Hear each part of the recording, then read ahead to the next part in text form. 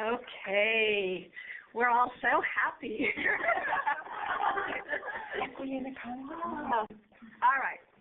Well, welcome everyone, and thank you for joining us today. It's now afternoon, and we are going to begin our State Performance Plan Technical Assistance Project webinar.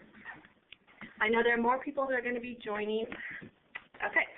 And a quick reminder, we are recording this webinar, and we have muted all of your lines. So I'll show you in a minute how we're going to be communicating during the webinar. And just for a quick minute here, I know many of you are familiar with our webinars, and I won't take long here, but some of us on the line are new. So I quickly want to go over our State Performance Plan Technical Assistance Project and give you an overview of what we do.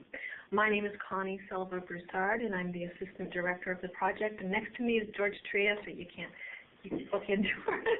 See, there he is. Yeah, we're the Director of the project. And our whole crew here is here helping out. So basically, we are funded by the California Department of Education, and we provide services to districts in California around issues of disproportionality. And you'll see on this slide some of the things that we do. We have a community of practices that we do with different districts, some of them dealing with significant disproportionality and some more general disproportionality, to share the information from different districts and all learn from each other on the important work that they're doing out there. The other thing we have is, as we're doing today, the webinars. So we have some general webinars that are open to all districts in California and related individuals that are interested in this work. We have ongoing assistance, so you'll notice that my contact information and George's is there on this slide. It's also at the end of the presentation, so you'll get that again. But basically, we're available at any time that you want to try to contact us. If you have questions or have resources you're looking for, we'd be glad to help you in any way we can. And in that last little corner, you'll notice we do have a website. So there's information that you can also get on any kind of resources that you're looking for. Feel free to browse that website. There's some great information there. And again, our contact information is there as well. So if you didn't write it down today, you can just go to the website. It's an easy one, www.SPPTAP.org, and you can find us there as well. Okay, and real quick, I want you to know, again, as I said, you're muted, but we do have chat asking you to use from time to time during this session. Our two presenters will ask you questions, and at any point you're welcome to write your questions in the chat box, and also just to write in comments if there's something that resonates for you and you want to share that out with the group. So it's now my pleasure to introduce the two presenters that we have today, and I'm going to switch my camera off and you'll get to see them in a minute, but let me just take a second to tell you about Dr. Mildred Browne and Linda Hutcherson that are actually here with us. First, Dr. Mildred Browne has spent 30 years as an educator and psychologist assisting and advocating for students and families who need to fall outside traditional school system offerings. She has held positions as director, administrative director, and assistant superintendent at school districts in California and Georgia, and is recognized for her expertise in special education, pupil services, student discipline, and alternative education. And over the past 5 years, Dr. Browne has had an opportunity to focus on her passion of addressing disproportionality as it relates to overrepresentation of specific ethnic groups in special education and in regards to suspension and expulsion. And she works directly with our SPP-TAP project, so we're very proud to have her here with us today. And our other presenter is Linda Hutcherson. She's an educational consultant and professional development facilitator. She has a comprehensive background with over 35 years of experience, including roles as a district-level curriculum coordinator, principal leadership coach, middle and high school principal, dean of counseling, high school counselor, and English teacher. And currently, as a leadership and instructional coach, Ms. Hutcherson supports and motivates administrators and teachers in expanding their knowledge and expertise of research-based effective instructional strategies, formative assessment, response to academic and behavioral interventions, school culture transformation, academic equity for all students, and creating professional learning communities grounded in data-driven conversations. So with that, I'm going to turn my camera off, and I'll pass it on to Mildred. Will begin. So there we go. Good afternoon. we're happy to be here to share information about this exciting pathway to implementing Common Core standards. The pathway requires building leadership capacity to shift instructional and behavioral intervention practices to a well-defined systems approach. The goals of this system is to foster a learning environment where students are motivated by their own success and have their own learning pathway. Information about student performance is easy to access and simple to interpret. Teachers will have the resources and professional development they need to provide direct instruction and interventions. Our work today is in regards to creating a sense of collective urgency that we cannot continue to leave as many of our students behind. We're trying to create today a conspiracy of care for the students who are going to be reviewed and discussed today through an equity lens. Our work today is going to be organized by the 10 key principles for instructional leaders. What we'd like to be able to, we don't have a gong or a drum, but we will be using one of our favorite nighttime in terms of the top 10 indicators or top 10, so David Letterman style. And so we'll be going through these 10 key principles. We're going to provide an overview of collaboration of general and special education specialists as a fundamental component necessary to ensure the high level of effective implementation of the Common Core standards. And then we're also going to talk about culturally proficient instructional strategies designed to address student behavior in and out of the classroom. And then finally, we're going to present models and resources of successful RTI programs working every day in classrooms across America and highlight some of those things in some of our districts that we've worked in.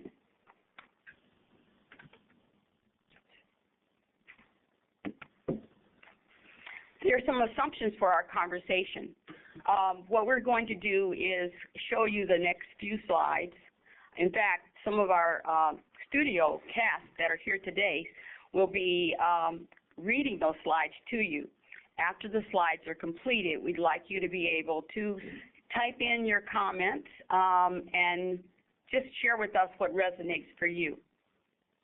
The Common Core standards will be implemented 2014-15, and this is an opportunity to reshape and redefine instructional practice.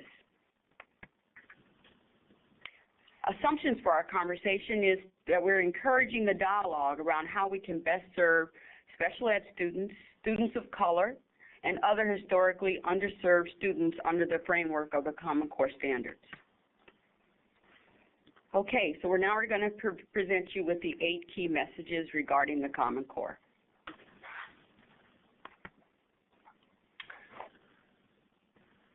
So, is this me? Yes. Yeah. All right. Equity, creating conditions that ensure all students can participate and prosper in order that they can reach their full potential. Collaboration, learning how to leverage each other's strengths will be the key to working together, creating new work, solving problems, and achieving new goals. We accomplish more when we work together.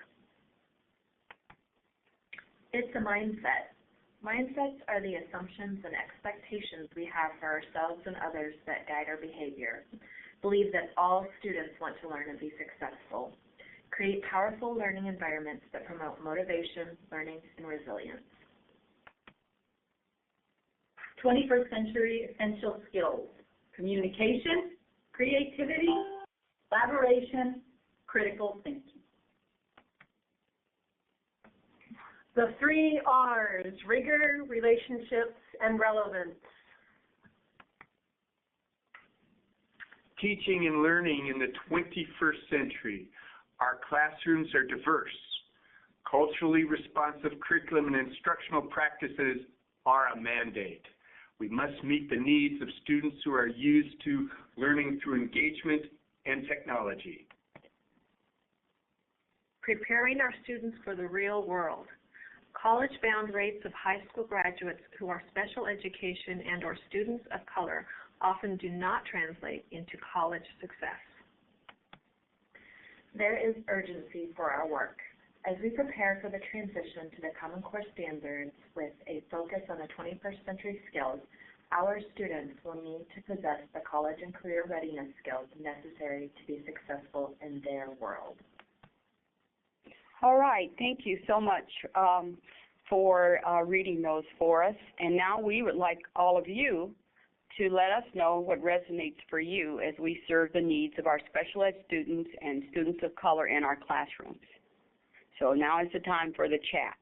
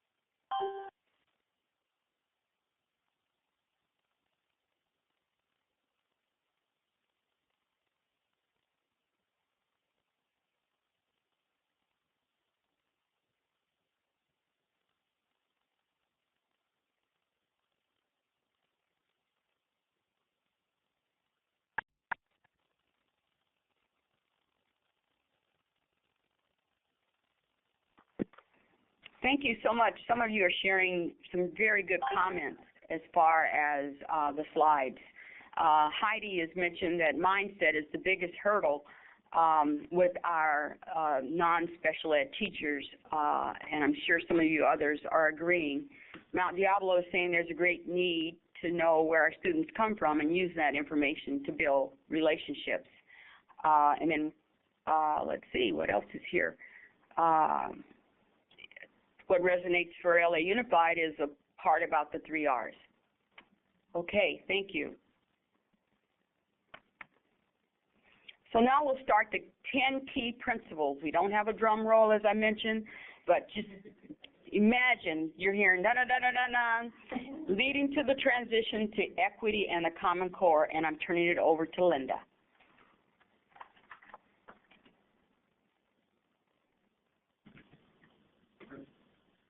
Okay, good afternoon. I'm Linda Hutcherson. Thank you for joining us as we explore the 10 key principles leading to transition to the Common Core and equity. Across the nation, educators are propelled by the incredible energy and excitement of the Common Core standards. Renowned curriculum and instruction developers Lucy Calkins, Mary Ehrenworth, and Christopher Lehman stated in their book, An Excellent Source, Pathways to the Common Core, Accelerating the Achievement, that the Common Core standards are a big deal. The standards represent the most sweeping reform of the K-12 curriculum that has ever occurred in this country. It is safe to say that across the entire history of American education, no single document will have played a more influential role over what is taught in our schools. The standards are already affecting what is published, mandated, and tested, and just as importantly, what is marginalized and neglected. Any educator who wants to play a role in shaping what happens in our schools therefore needs a deep understanding of these standards. That understanding is necessary for anyone wanting to be a co-constructor of the future of instruction and curriculum, and indeed, without saying, of public education across America. It is our assumption that you have joined us this afternoon for this webinar because you are committed to be the trailblazer for creating the path, the road, freeway, and ultimately the highway to the implementation of the Common Core standards with the intentional, targeted, and focused lens view of ensuring equity for all students. Number 10, one for all and all for one.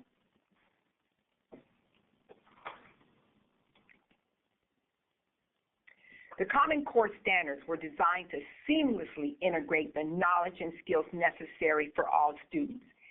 As you read and unwrap the Common Core standards, it is easy to recognize and acknowledge the contributions of over 3 million of our nation's teachers who were the change agents and designers of the seamless integration and continuum of expected skills and knowledge necessary for the success of our 21st century learners. The Common Core standards are designed for one for all students, one for all and all for one. We contend that at the very onset of the Common Core standards implementation and transition process, the beliefs, the values, the goals, conversations, decisions, policies, and programs of your districts and schools will drive the equitable umbrella of curriculum and instruction in the classroom. We begin our work this afternoon asking you to consider with us the unfathomable comprehension that everything is about what happens in the classroom, and that the general education teacher and the support education specialist are the core and heart to the academic and behavioral success of students. When we speak of equity and the Common Core standards, please note that we place the greatest value on equity as the foundation and the standards as the structure for student learning and academic success. Universal design for learning. The California Department of Education Special Education Symposium on March the 21st, 2014 presented an excellent and powerful equity resource presentation titled Aligning IEPs and the Common Core State Standards, a deeper dive by Kevin Scheffler, Assistant Director of Special Programs and also working with West Ed. In his presentation, Mr. Schaefer provides key elements of ensuring equity in the classroom as we serve as a diverse California student population. First, we begin with deepening our understanding of universal design for learning. As both a high school English teacher and as an administrator, I found that I grasped the theoretical concept of universal design of learning. And as I would visit my classrooms, I would intentionally look for evidence of multiple instructional approaches. As we transition to equity and the Common Core standards, we are afforded an opportunity to disaggregate and to expand our previously limited view of instruction and to examine the implications for strengthening the wealth of universal design for learning. Let's begin with a common language for the definition of universal design for learning. Universal design for learning is a set of principles for curriculum development that give all individuals equal opportunities to learn. The definition for UDL can be found at the CAS.org website. This website is another excellent equity resource for you and your teams. Students bring a huge variety of skills, needs, and interests to learning. Neuroscience reveals that these differences are as varied and as unique as our DNA or our fingerprints.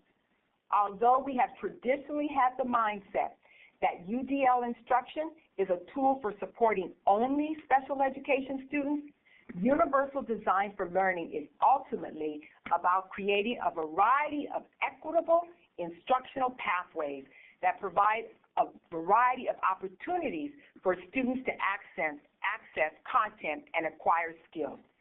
The reality is universal design for learning, multiple means of representation, multiple means of expression, and multiple means of engagement is great learning and great teaching for all students. Let's take a moment to join our chat for this reflection.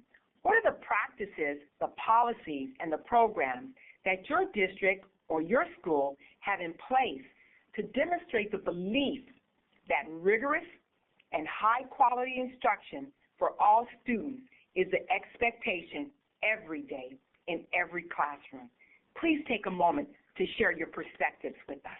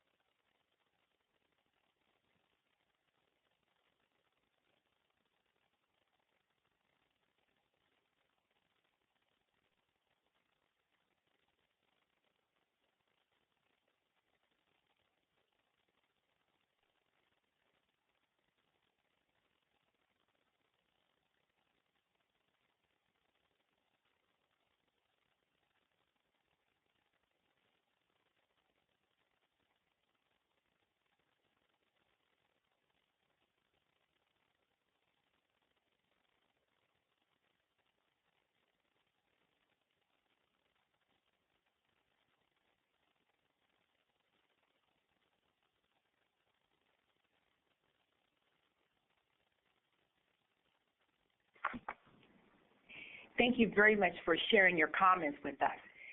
Heidi comments that aligning the IEPs with the Common Core standards is surely one of the challenges that we will face, and I'm certain that many of us have concerns around that. I would like to invite you to join the CDE website that has excellent resources for aligning the IEP to the Common Core standards. And also, Achieve the Core has some excellent resources that will support you in your efforts. Maintaining communication and collaboration with general education staff regarding individual students is also an additional comment shared by Heidi. And as we move through our presentation this afternoon, I hope that you will receive some strategies, some processes that will assist you in that communication.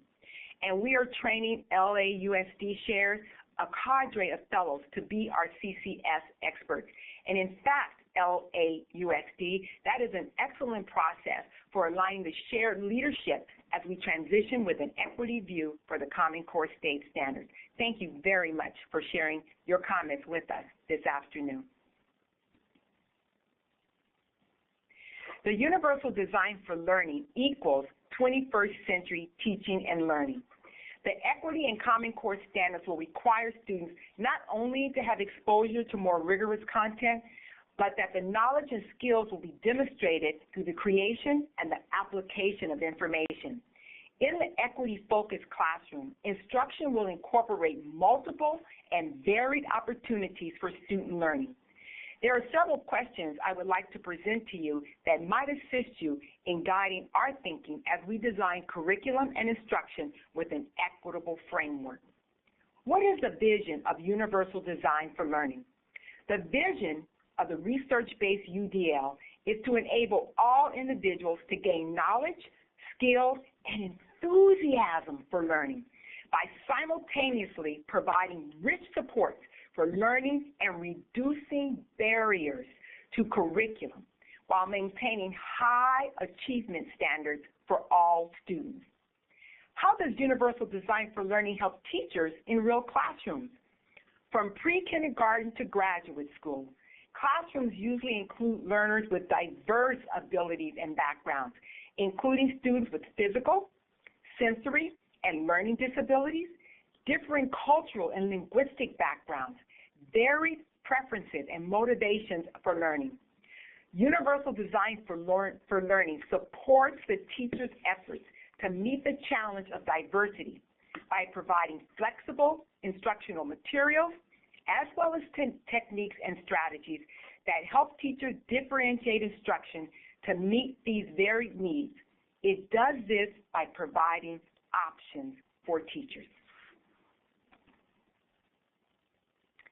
As we look at how instruction must align in order to build connections for student learning, universal design for instruction incorporates the three areas of making learning meaningful, and we do that by presenting those multiple means of representation, making learning functional by providing multiple means of action and expression, and making learning, most importantly of all, engaging. We do that by providing multiple means of engagement. By presenting information and content in different ways, we address the what of learning. By differentiating the ways that students can express what they know, we address the how of learning.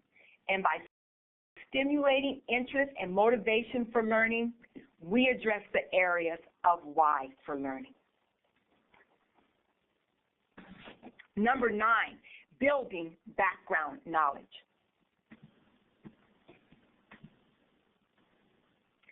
Equity and the Common Core standards will change our classrooms. I love to use the descriptor, we will upgrade our instructional environment. Transitioning to the Common Core standards with an equitable lens might look a little like these following scenarios. We have a 7th grade science class. With the help of their teachers, the students use Engaging Minds Inspiration software, a concept mapping program to create a launch pad of selected websites to use when researching the topic of whales. Inspiration enables this diverse group of 7th grade students with varied abilities and preferences to work together to fulfill the goal of the assignment, to find out the best place in the world to film wells for an upcoming movie, and how much such a project might cost. In another classroom, one student, a reluctant reader who does poorly in print-based assignments, excels when it comes to interpreting the data presented in maps and graphs, depicting whale migration patterns. Another student's math skills come to fore as she analyzes how much it will cost to get a crew to the Gulf of Maine to film humpback whales in action. As the students gather their data, they weave their separate findings into a cohesive whole using inspiration.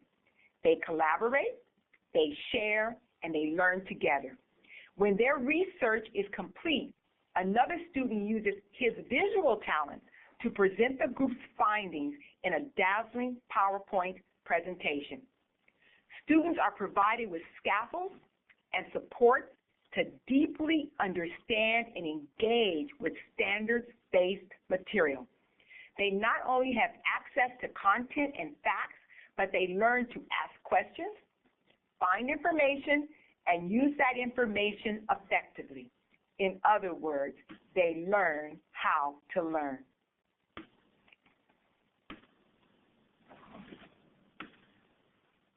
Instructional technology will play a tremendous role in supporting teachers as they individualize teaching materials to make learning engaging, challenging, and equitable for all students. How might this be accomplished in your classroom? Technology tools, if designed according to the Web Accessibility Initiative, WAI, and the UDL guidelines, can be created to support the high individualization necessary to engage all learners, as illustrated by a few examples.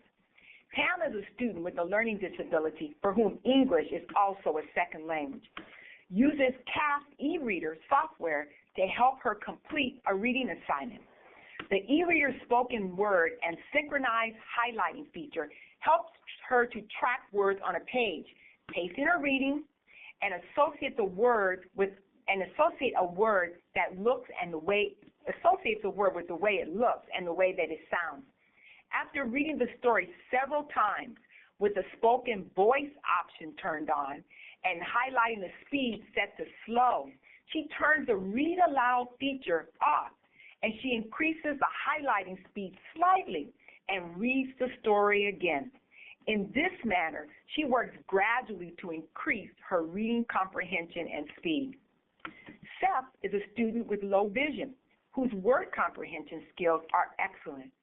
Using the e-reader to adjust the font, the style, the size, and the color of digital text, the background, as well as highlighting, he is able to achieve maximum contrast and readability.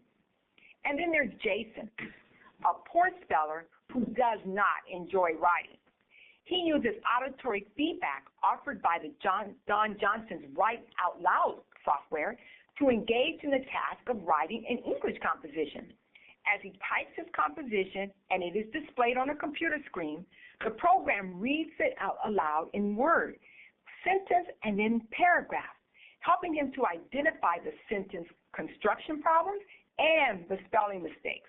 When he misspells a word, it flashes on the screen indicating his error. Using the program's talking spell checker, he calls up a list of suggested words and he replaces the misspelled words. General education teachers play an important role in working with the special education teachers in building collaborative opportunities for students, aligning instructional and support for students. It is important to know that in the transition from the Common Core standards and its implementation, that professional development must be meaningful for all students and for all teachers. Equity is about our deep commitment to ensure that there are optimum pathways for our students to be successful, regardless of the learner's race, gender, national origin, linguistic background, economic level, or physical ability. Rose Owens from West Ed, the Region 9 Equity Assistance Center, in her recent webinar, Schools Moving Up, We Can Achieve Equity Through the Implementation of the Common Core, shares 6 goals for equity and the Common Core standards. Let's take a moment to review them. How do we ensure alignment for equity? Who are the stakeholders that we invite to the table for the CSS implementation plan? As we look at the essential components for equity for the Common Core, we want to make sure that we have the 6 principles covered. We begin with high achievement and positive outcomes for students. The Common Core standards tell us what all students need to know in order to be successful 21st century learners.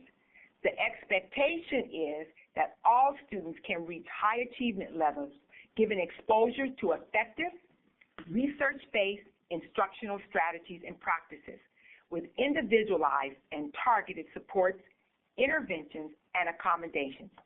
Positive and equitable outcomes for students must include increasing the number of students taking the A through G college preparatory, honor, and advanced placement classes, participating in leadership and academic extracurricular activities, and reducing the number of students of color that drop out of our high schools, especially our African American males, who are often identified as an overrepresentation in special education programs and for disproportionate levels of suspensions and expulsions. Equitable access and inclusion. We must use data to determine and identify areas of need that indicate students who do not have equitable access to high academic pathways, programs, and classes. We must continue through our Common Core standards implementation and transition process to address historic and prevailing issues of students that have experienced disproportionality experiences in schools. We must evaluate the culturally responsive implications of students' exclusion to, for example, honor classes and the overrepresentation in special education classes. We must systematically support students in all of their need areas.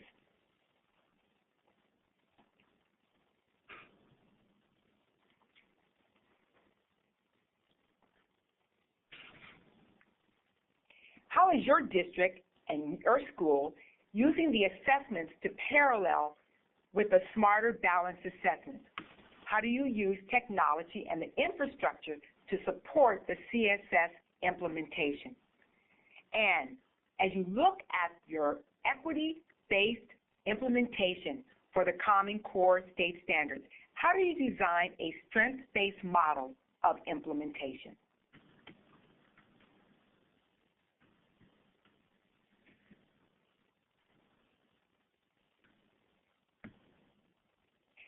As we think of our implementation for equity around the Common Core, we have visited 2 of the high levels for the guidelines for that process. We looked at high achievement and positive outcomes for all students, and we discussed equitable access and inclusion. Let's take a moment to consider equitable treatment. With even the very best of intentions, the data reveals that we continue to have a challenge in our classrooms and schools with equitable treatment of all students. As we transition to the Common Core standards, our classrooms will change dramatically. The social interactions and engagement of students will be front and center. Our students will find that our classrooms will be alive with volume and activity. It will be incumbent upon us as educators to examine our policies, our procedures, and our practices that ensure equitable treatment of students that is characterized by respect, acceptance, and safety. It is important to provide teachers with professional development to teach students from varied backgrounds, providing training for staff to work effectively and respectfully with diverse communities, and to provide information to students and parents regarding the Common Core standards and its importance. Equitable distribution of resources. As we transition to the Common Core standards, accountability for equitable distribution of resources is necessary to ensure the success of all students. Resources include rigorous curricula, high-quality instruction materials, technology infrastructure, hardware and software, expert and well-trained teachers. It is important to examine resource distribution across both the district and the school to ensure that you are addressing the areas of high and low poverty and student populations that vary according to their diversity. Allocation of funds and resources should reduce, not contribute to inequities. Inequitable resource distribution might include instructional support for all students through various support programs, successful equitable enrollment in and completion of core academic and rigorous courses, and examining our programs that have often and historically been gatekeepers for college interest. Support programs that reduce dropout rates and increase the rates of enrollment for post-secondary education is necessary in order to ensure an equitable outcome for students. And lastly, as we look at providing equitable opportunities to learn, we want to make sure that the sum total of what is needed for students in order to be successful is provided. It is vital that we provide training for all staff to communicate effectively and respectfully with all communities served by the school and the district, to work with parents and students to develop programs of study that lead to successful course completion and graduation requirements, and provide equitable opportunities to share information regarding the Common Core with parents. And last, shared equitable accountability. We know the mantra. We believe that every child can learn. The Common Core standards require that all stakeholders have responsibility to ensure the mantra becomes our reality. Stakeholders must share responsibility for appropriate resources and supports for all students, especially historically underserved students. Educators at all levels must focus on meeting the needs of all students and helping students and their families to ensure that each student receives the supports necessary to successfully meet the CCSS standards. Shared equitable accountability means that everyone must be willing to ensure high rigor for all students. 7, behavior and academic instruction must be seamless. And now Mildred will take us through this portion of our presentation. This is very important that we spend some time on behavior and what goes on outside of the classroom because of student engagement. Students must be engaged in the classroom in order to be successful in transitioning to the Common Core. If students are out of the classroom and they're suspended or sitting in the office, they will not be able to access and learn the information that Linda has shared in regards to how we're transitioning. Response to intervention is one of the instructional support systems that's in place around student achievement. What we're hoping is that gradually students will be able to access and work and get success under an MTSS system, where they are actually working to get student supports on both sides of the house as far as academics and behavior.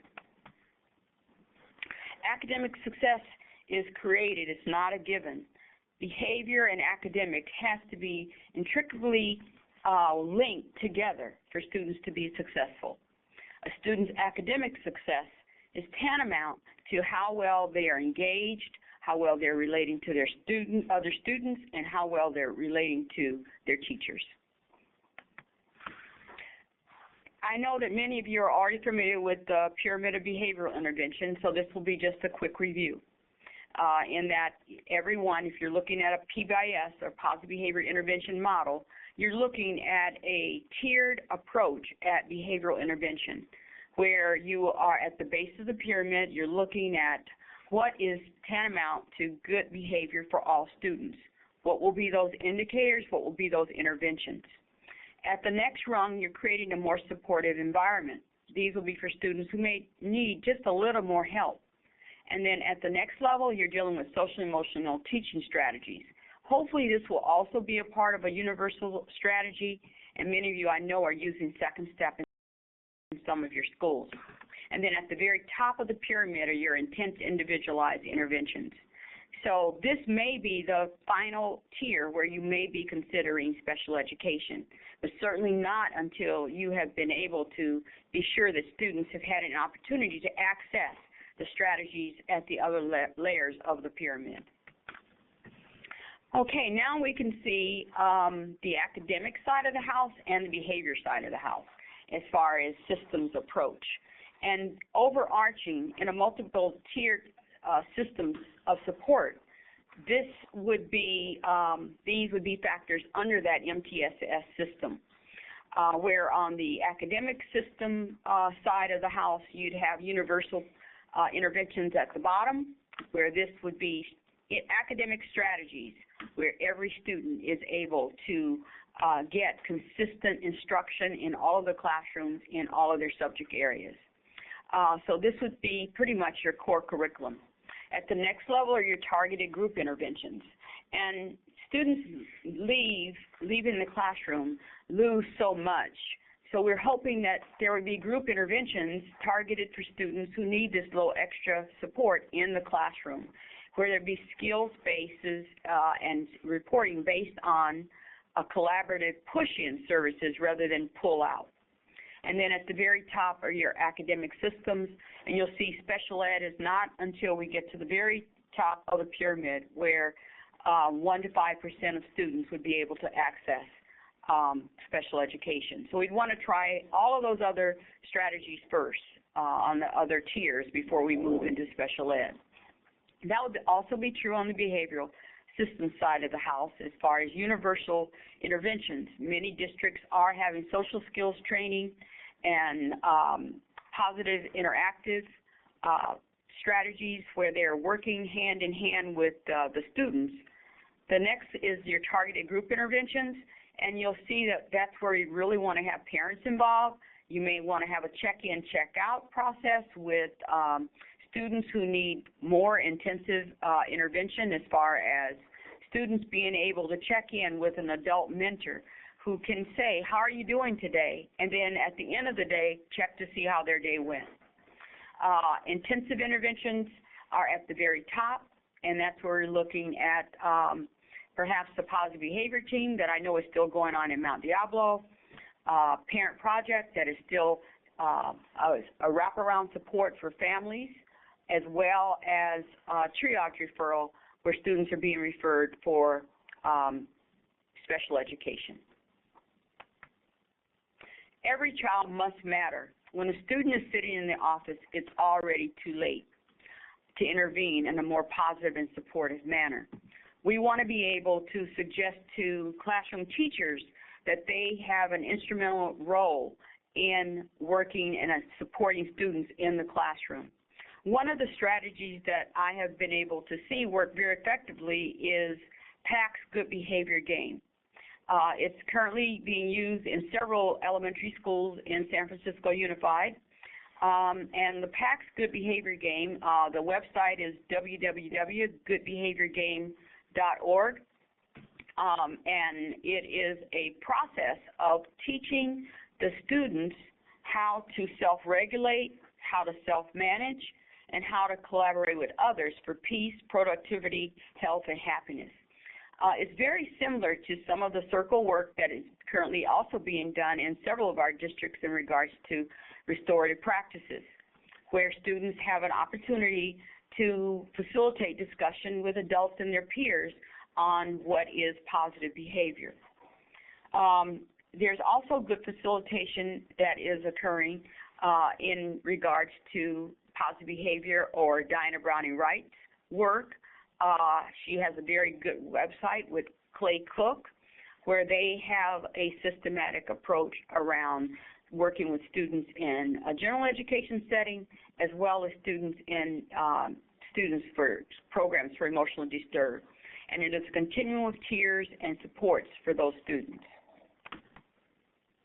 Building relationships is the key. Students are coming to school with deeper and more intense issues. Most of the work that teachers are concerned about is that their students are coming to school with trauma.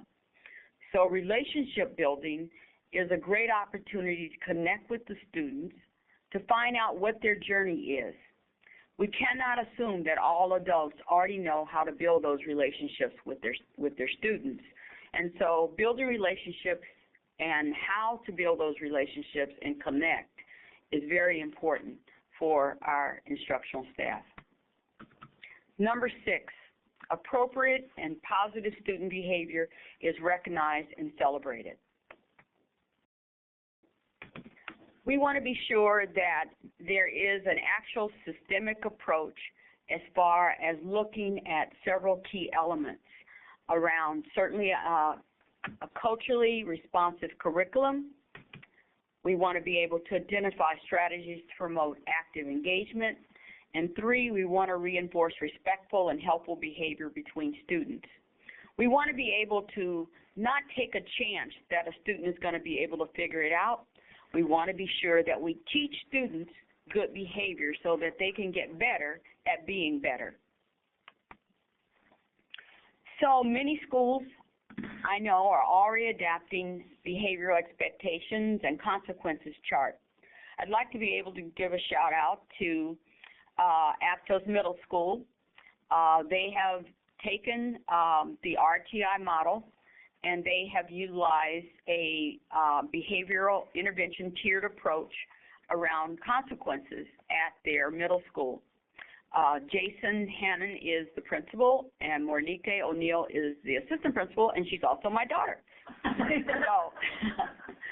So there is a behavioral expectations matrix, and there are also sample interventions, and I know that they'll be very happy to share their matrix with you.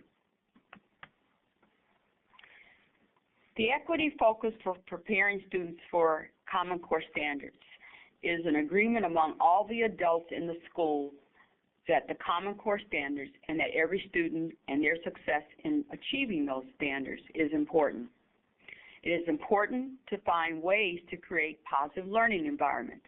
As Linda has already mentioned, the new classrooms will not be classrooms where everyone will have their head in a book. There will be lots and lots of positive interaction.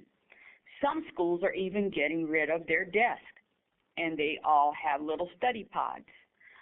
So it is changing the way we do lessons. When it comes to changing patterns of behavior, we need to predict it so we can prevent it.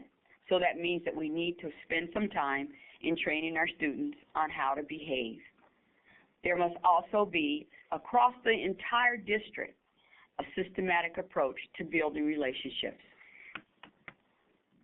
Number 5, parent and community involvement.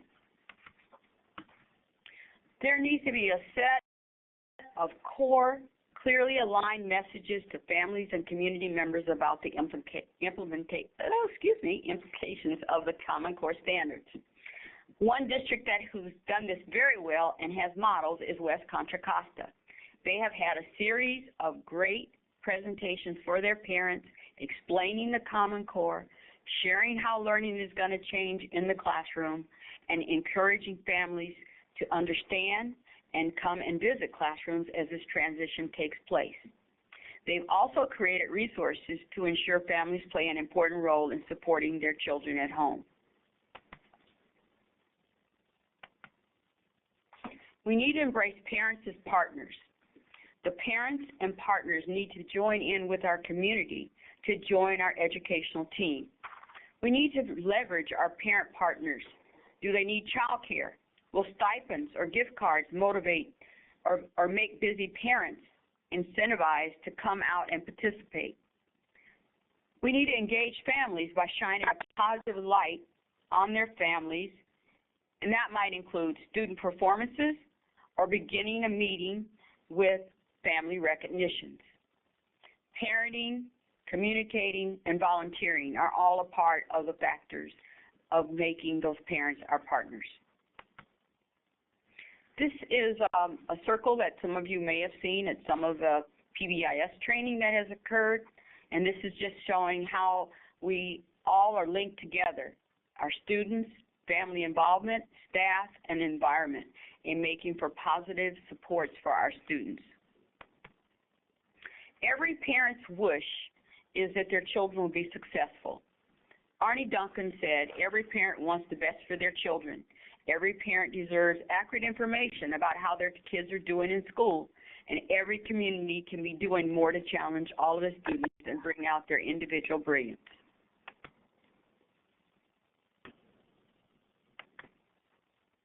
Number 4, high-quality professional development matters. And I'll turn it back over to Linda.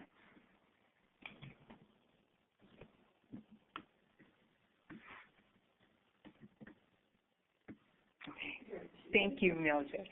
Well, I'd like to applaud the efforts that have been shared in our chat room this afternoon.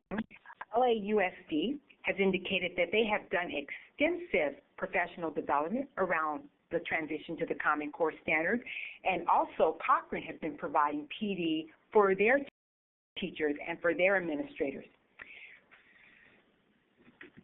The importance of professional development absolutely is essential as we transition to the Common Core standard and as we transition with a lens view around the areas of equity.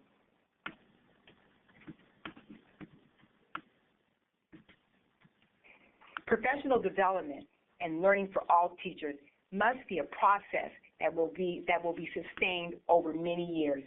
Teachers must be provided the opportunity to grow, to develop, and evolve as instructional practitioners, and administrators as instructional leaders must be given the time to facilitate professional growth avenues for teachers. This process must include time to plan, to practice, to reflect, to evaluate on instructional effectiveness and the impact of teachers' instructional skills on student learning and achievement. Anthony Mohammed and Shiraki Hawley, in their book, The Will to Lead, The Skill to Teach, Transforming Schools at Every Level, state that many teachers have the desire and they have the will to be the most effective teachers possible, but they often lack the skills necessary to teach effectively in our rapidly changing and diverse classrooms. As we transition to equity and the Common Core standards, the startling reality has never been truer. Mohammed and Holly outlined some key steps that are necessary for professional development, targeting cultural and academic responsive instructional pedagogy. Teachers must be given the tools of the trade. They must be given processes and protocols in order to foster the greatest achievement outcome for all students. And most importantly of all, teachers must be recognized as instructional leaders, providing time for collaboration to learn with and from one another.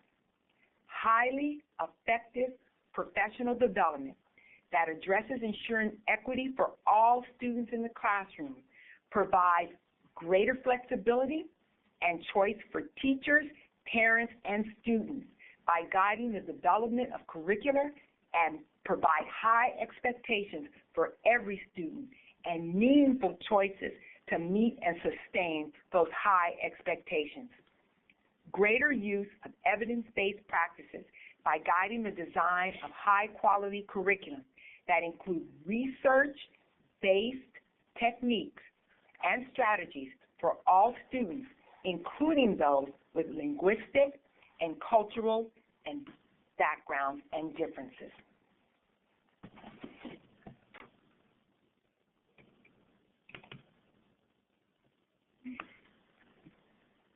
Number 3, a reminder. Change is a process.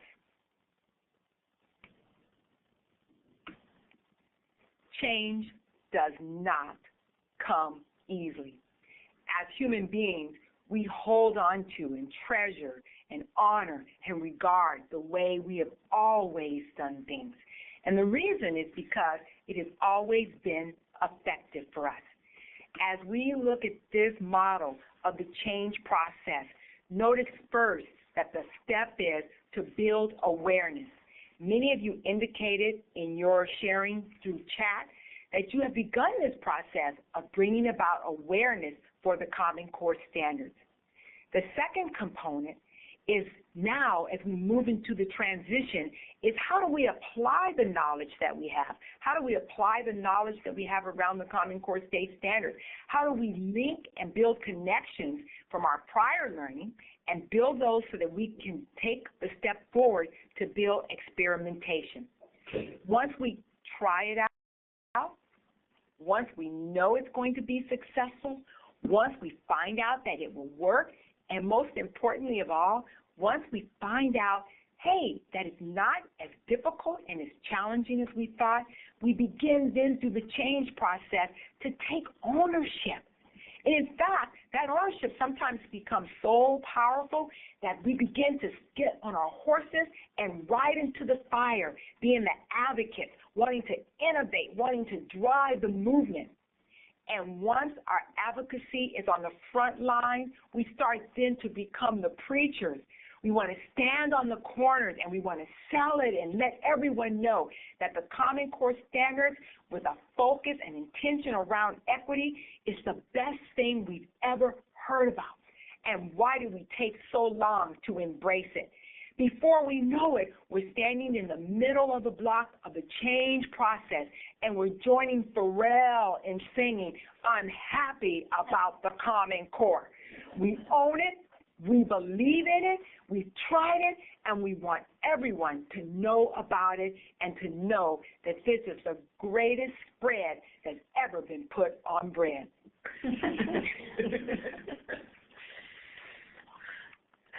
There are 5 key elements that support our work around equity, and this piece is so essential to everything that we do. First, there's ownership.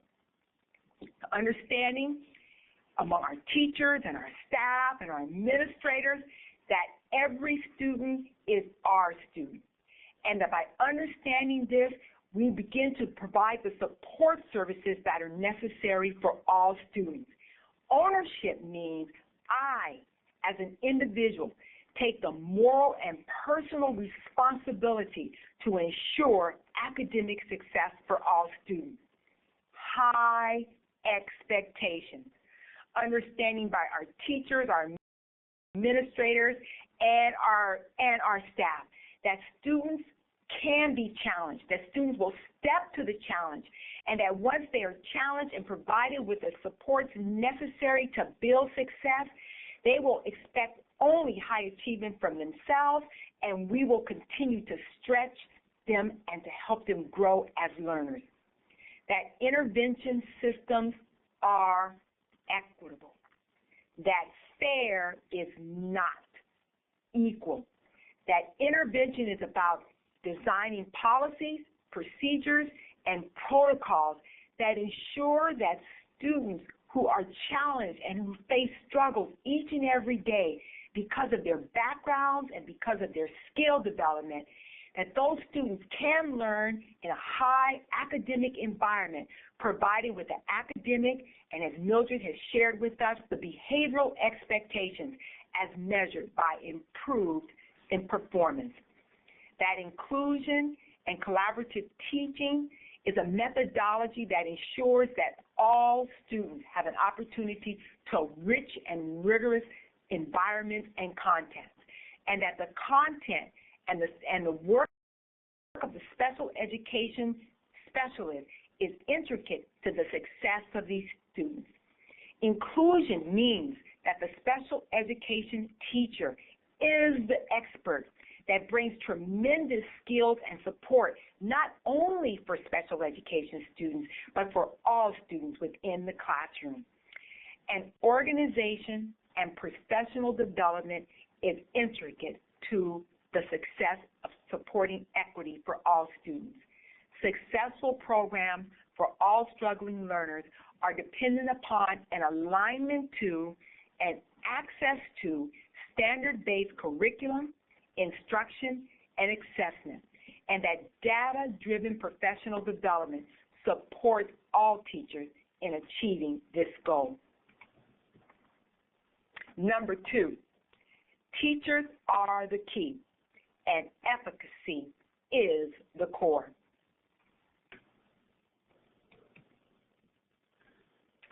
Teachers are the primary force in the classroom, teaching not only content areas, but also teaching to the whole child through skill-building paradigms.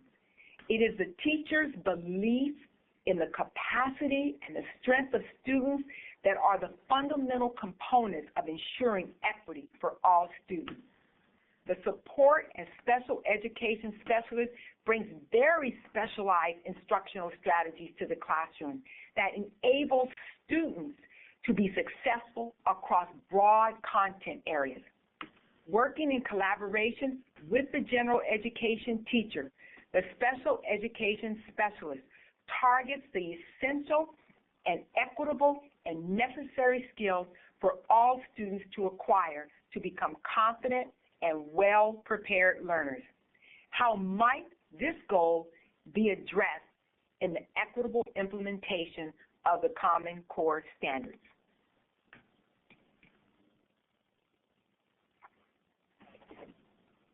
Equity in the Common Core standards require that students possess and demonstrate the 10 college and career readiness anchor standards of the English language arts, as well as the 8 mathematical practices. The foundation of the standards acquisition is grounded in providing opportunities for students to develop comprehensive executive functioning skills. Executive function is a set of mental processes that helps connect information and helps to connect past experience with present action. People use these skills to perform activities such as planning, organizing, strategizing, paying attention to and remembering details, and managing time and space. As teachers and as special education specialists, ensuring an equitable approach to the transition to the Common Core might very well be grounded in our understanding of providing support for students around their executive functioning skills. In an equitable classroom, there will be a focus on serving students with a broad range of achievement levels, as well as variant language acquisition and cultural backgrounds. Students will be exposed to academic and behavioral processes and routines that require that they develop their individual ability for planning, for organization, for time management, working memory, response inhibition, emotional control, sustained attention, task initiation, flexibility, and goal-directed persistence. These comprehensive range of skills are not easily attained and require targeted and intentional structure in order that students have the skills necessary to be fully engaged and to be collaborative learners. The classroom of the 21st century will look very different than the classroom of yesterday. Students will interact, they will problem solve, they will share ideas, they will debate, they will conclude, research, evaluate, monitor, support, design, and create. And that's only the first standard. The classroom of the 2014 and beyond will be a classroom of action, production, and engagement. Students will need to learn how to be 21st century learners. Students will assume the primary responsibility of learning, and the teacher will be the facilitator and the coach. The National Center for Children with Disabilities has excellent and free resources designed to support instruction with targeted strategies for executive function, skills development, as well as other areas that support student learning. In many cases, students with disabilities, our English language learners, and students of color need support in navigating those executive functioning skills. Students need to be taught explicitly and daily how to manage time, how to plan for assignment and project completion, how to organize materials. In an equitable classroom, the strategies that teachers will use will support students in this development. It will take a step-by-step approach to ensuring that students have all the tools necessary in order to be successful, including visual organizational aids. Other tools like time organizers and computers, using alarms and using watches that help students to manage time will be essential. Building visual schedules and in reviewing them with students every day will be necessary, as well as providing written instruction and oral instructions whenever is possible. To plan and to structure the transition time and the shifts in the active engagement activities will provide students with every opportunity to be successful. Most important of all, as we transition to the Common Core standards in the equitable classroom, notice that the gradual release of learning becomes the responsibility of students, and that the teacher begins to function as an individual that guides and facilitates learning. Equity in the Common Core standards hallmark will be the answer to who do we invite to the table.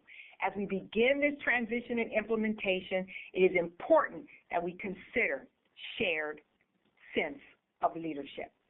Mildred has suggested that we have a drum roll for our last and top understanding of what is necessary for the 10 principles around the transition to the Common Core standards.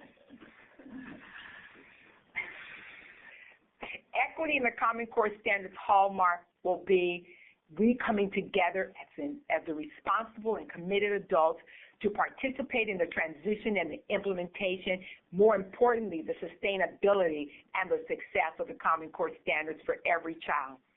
Shared leadership will be defined by shared power and influence. The insistence and the advocacy of equity for all students must be relentless. Mohammed and Holly identified 4 key areas necessary for transformational shared leadership to ensure equity for all students. Most important of all, communication. We must continually articulate with passion, commitment, determination, and conviction our belief that all students will learn with high expectations for all. Factual and purposeful information is shared with all.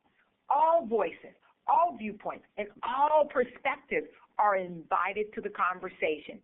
The vision of equity is always front and center. Relationships. Equitable decisions are made through a collaborative endeavor, ensuring the participation of all the stakeholders. As we transition to equity in the Common Core standards, change initiatives that are implemented should be agreed upon, and in order to build trust and credibility, they must be implemented as described. Support. It is important to honor the change process. Provide all stakeholders with the information, the skills, and the resources necessary to ensure that all student needs are being addressed and served through a culturally and equitable instructional framework. Accountability. Our lesson is clear. Instructional leadership must be a shared community undertaking. Leadership is the professional work of everyone in the school. Shared leadership, equity about my child, your child, and our children.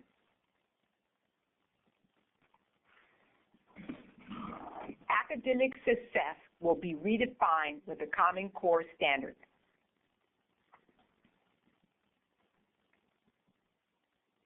As we look at the final piece of our work around the culturally responsive instruction, we want to share with you a definition of culturally responsive pedagogy. The use of cultural knowledge, prior experiences, frames of reference, and performance styles of ethnically diverse students to make learning meaningful, encounters more relevant to and effective for them. It teaches students to and through the strengths of these students. It is culturally validating and it is affirming. The New York University Metropolitan Center for Urban Education, a wonderful resource that I'd like to encourage you to visit, states that the creation of culturally responsive education system is grounded in the belief that all culturally and linguistically diverse students can excel in school when their culture and their language, their heritage, and experiences are valued and used to facilitate their learning and development. Students are provided access to high-quality teachers, programs, and instruction. There are 7 key components of the culturally responsive classroom and instruction. Assessment is ongoing, and it is tightly linked to instruction. Teachers are constantly gathering information about their students at any given point. Number 2, teachers ensure that there are respectful activities for all students. All student work should be equally interesting and appealing and focus on the essential understanding and skills. Number 3, flexible grouping is a hallmark of the class. Teachers design instruction that allows students to work with a variety of peers over a period of days. Students work with students that are at their same level. They sometimes work with students that have similar interests. They sometimes work with students that have different interests. And at all times, students are learning from one another. Number 4, that teachers can differentiate at least 4 elements within the classroom. Content, what the student needs to learn. Process, the activities engaged for students' learning. And products, the projects that are involved as a measure of student knowledge and acquisition. And the learning environment, the way the classroom looks and feels, and most importantly of all, the way it looks and feels according to students.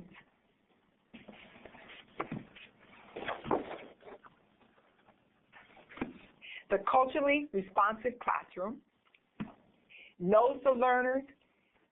Teachers have the traits of being high-quality instructors. There is quality in a curriculum, that the learning environment is ideal for having balanced student populations. There's opportunity for cross-curricular and team instruction. The instructional delivery and best practices always incorporate flexible grouping, learning stations, technology, tiered assignments, student contracts, and that assessment, both formative and summative, is used to drive instruction and not only to measure student knowledge.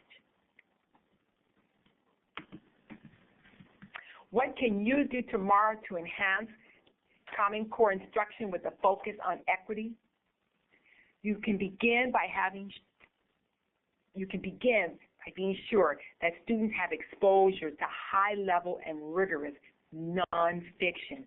It is the foundation for the transition to the Common Core. And as we look at this rich text, we begin to evaluate it from an equity lens view. Are the materials and the reading that are presented to students incorporating their values, their backgrounds, their cultures, and their language? That we teach academic vocabulary daily, but that we teach that vocabulary also with an equitable lens view.